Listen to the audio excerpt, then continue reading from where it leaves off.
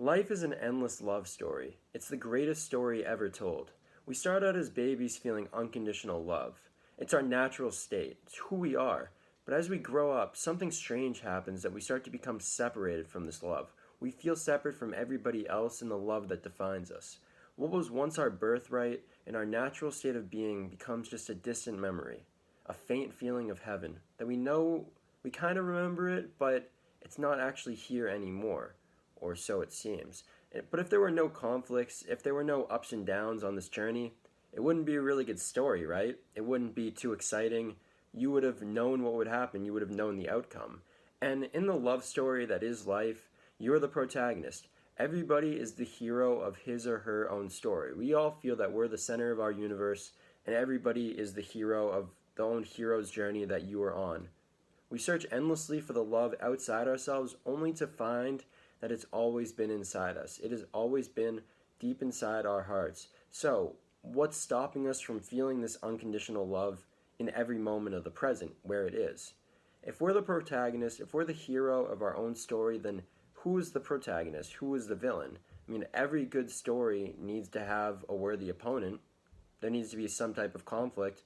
If there were no opposition, if there were no struggle, then you probably wouldn't search deep inside yourself to really access a higher power, the inner power, the higher version of yourself. And this antagonist is fear. While fear is formless, it's really manifested through peoples, groups, and institutions in society. So the grand battle that we're always caught between in this grand love story, the greatest story ever told that is life, is the battle between love and fear.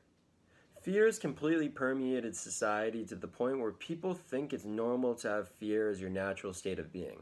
And I know that this is true for me as I went through various mental health issues, going through anxiety and depression, and having fear as your natural state of being is a complete lie. It's an illusion, but creating illusions is literally how fear fights. It's its fighting strategy. This is how it tries to gain power over you and defeat love, and it works for a little bit. And we've all had situations in our lives where we've let fear get the best of us. When this happens, fear starts to gain more momentum and really running your mind and running yourself. Fear is all about making you unconscious. It's all about separating you from your ego. And it's all about I. It's all about more for me, less for other people. And this comes when you're identified with your ego, when you're identified as being separate from other people.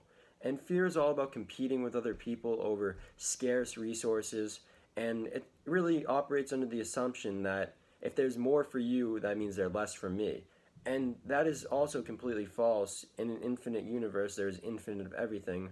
That's another rant. But fear really wants to keep us ignorant of this, of our true nature, of our true self, which is an infinite spiritual being. And fear can really be positive. No, it can't be positive.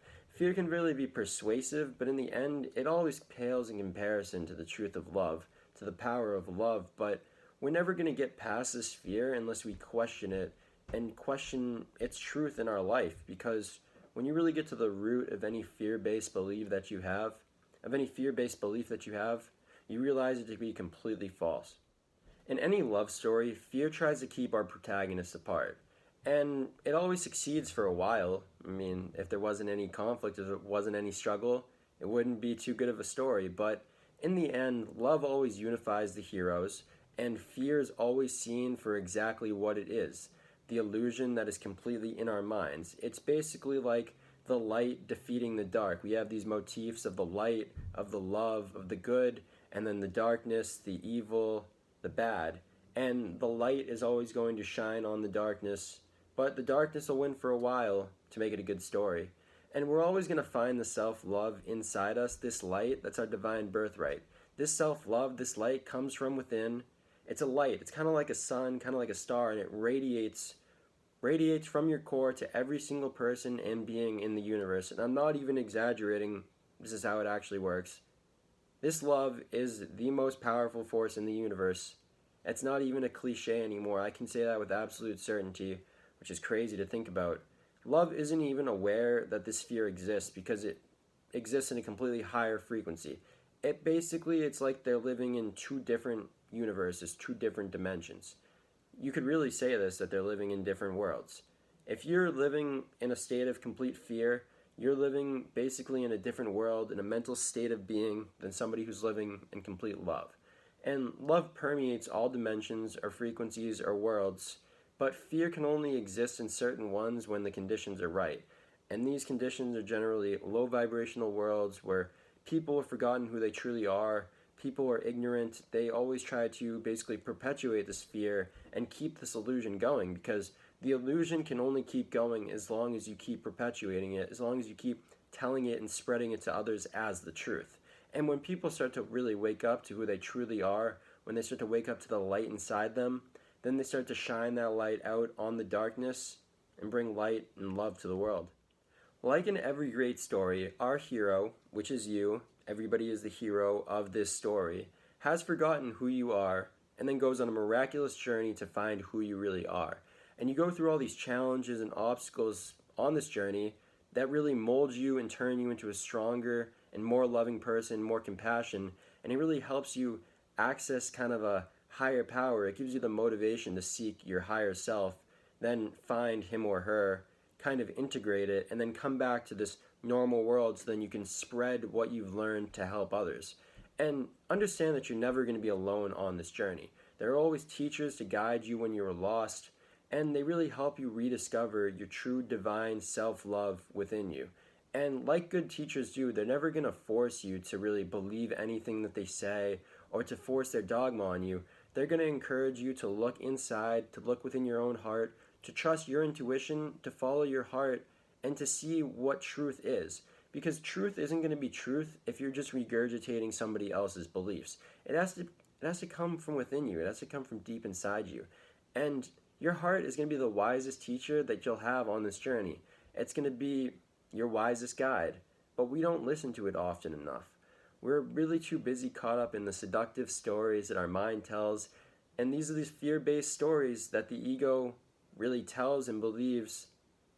That's it. The ego is going to tell these stories, and that's where this whole battle comes from. It comes from the fear-based stories that your ego tells you and the love-based stories that your heart tells you. And the thing is that we listen to these fear-based stories because they're a lot more tantalizing, seductive. They're a lot more interesting. They're basically there to captivate your attention and try to grab it and pull it away from you. And on the other hand, love is kind of the very boring, like, truth. It's not gonna pull you. It knows that you have free will, so it's not gonna try to force you to believe in its dogma. It's just going to tell you what it is, and it'll give you the choice to listen or not. But ultimately, the choice is yours, whether to listen to this fear, to these ego-based stories, or to the love. And it's your choice. Life is an endless love story. It is the greatest story ever told.